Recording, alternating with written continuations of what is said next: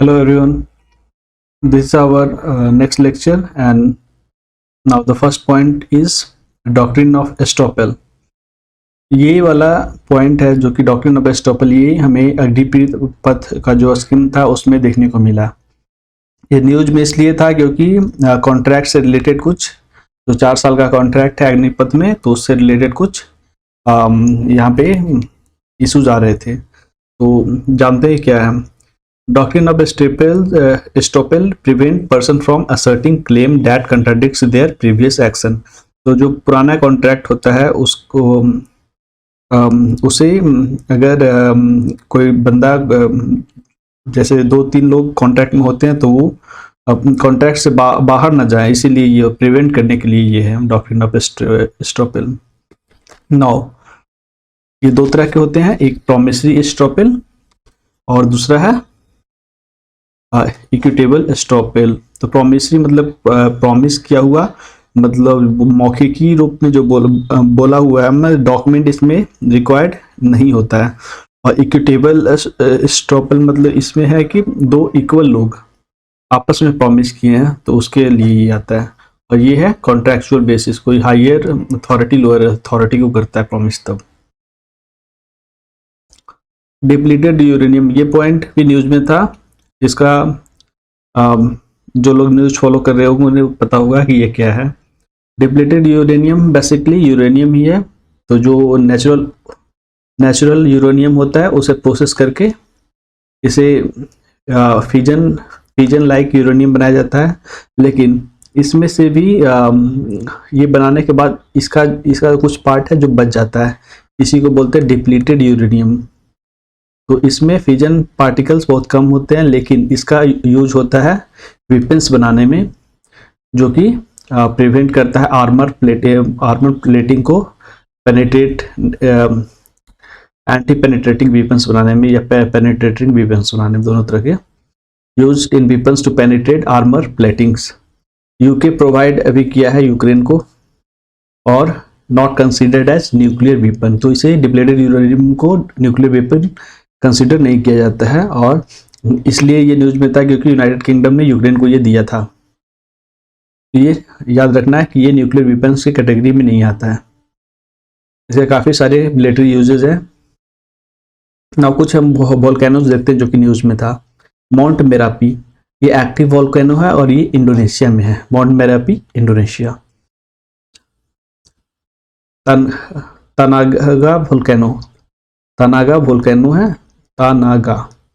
Second largest इसको इसे कहा जाता है, ये अलास्का यूनाइटेड स्टेट्स का पार्ट। एक टोंगा वोल्केनो और टोंगा नामक कंट्री में है, लेकिन ये तानागा है, याद रखना, ये अलास्का में है। सिवेलुच वोल्केनो, ये रशिया में है। कमचातका पेनिसुला, ये पेनिसुला जापान के साइड में है। जापान के साइड में ऐसे करके कुछ एक रशिया का पार्ट है और यहाँ पे नीचे जापान है। तो इस पेनिसुला को बोलते हैं कामचातका पेनिसुला। ये पैसिफिक ओशन के साइड में ही है और ये रशिया का पार्ट है।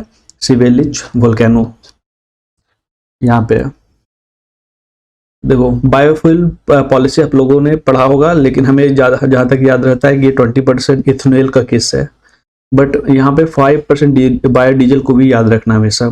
20% इथेनॉल और 5% biodiesel under national biofuel policy. कुछ स्कीम्स है इन्वायरमेंटल से रिलेटेड, इनफैक्ट कहूँ तो ये रिन्यूएबल एनर्जी से रिलेटेड है, जैसे जीवन, गोबर, सतत। PALM 400, this is attack drone. PALM 400 news में भी था। इंडिया एंड इसराइल ऐसा ही कुछ है, ज्वाइंट प्रोडक्शन काइंड ऑफ, देख लेना। Operation Interflex, it is United Kingdom's military support to Ukraine. Operation Interflex India से मत समझ लेना, बल्कि इट इज यूनाइटेड किंगडम का है। मिलिट्री सपोर्ट्स टू यूक्रेन, काफ़ी ज़्यादा मात्रा में पैसा एंड आर्मामेंट्स भेजे गए हैं यूक्रेन को, तो इसीलिए ये न्यूज में था ऑपरेशन इंटरफ्लैक्स। नाउ कुछ GI टैग्स देखते हैं। सुंदर राजा मैंगो, ये अभी हाल ही में जीआई टैग जो हमारी मिनिस्ट्री दे रही है, वहाँ उन्होंने सुंदरराजा मैंगो को नोट किया है। ये मध्य प्रदेश से। बसौली पेंटिंग जम्मू से आता है।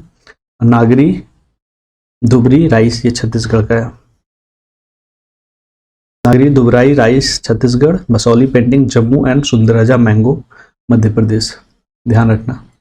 ICJ International Court of Justice, ICJ, it is organ of United Nation. 15 जज होते हैं, इंपॉर्टेंट है। और ये भी ऑर्गन ऑफ यूनाइटेड नेशन है, वैसे याद रखो, इंपॉर्टेंट है ये। आईसीसी इंटरनेशनल क्रिमिनल कोड, ये रोम स्टैट्यूट से बना था। ये यूनाइटेड नेशन का पार्ट नहीं है। यहाँ पे 18 जज है। और यहाँ इसकी आईसीसी को पावर नहीं है कि किसी हेड ऑफ स्टेट को अरेस्ट करे, लेकिन ये करवा सकता है। क्योंकि अभी recently south Africa was in news, Africa was in the news. तो ये साउथ अफ्रीका है। तो यहाँ पुतिन नहीं गए थे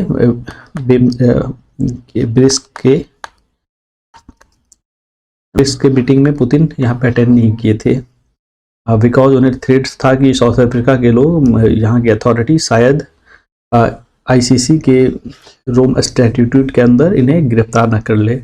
but ICC don't have power to arrest on their own, लेकिन ये करवा सकती है भले ही। तो ये ध्यान रखना। दिस इज़ फॉर टुडे, इतना ही है।